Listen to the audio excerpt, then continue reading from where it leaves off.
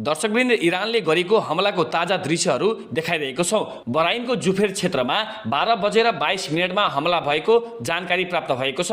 उक्त घटना सम्बन्धी फुटेज हामीलाई प्राप्त भएको छ र सोही दृश्य अहिले हामी तपाईहरूलाई प्रत्यक्ष रूपमा देखाइरहेको छौँ।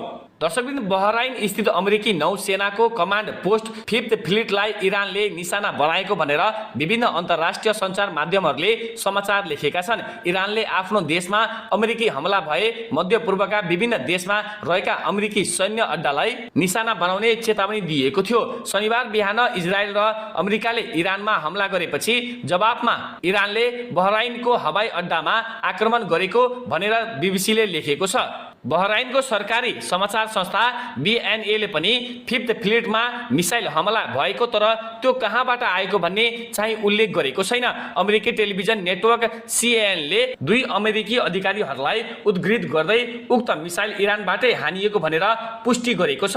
त्यसको क्षतिबारे भने केही खुलेको छैन। हालसम्म आक्रमणबाट भएको मानवीय वा भौतिक क्षतिको आधिकारिक विवरण सार्वजनिक भएको छैन। सम्बन्धित देशहरूले औपचारिक वक्तव्य जारी गर्ने क्रम जारी रहेको बताइएको छ।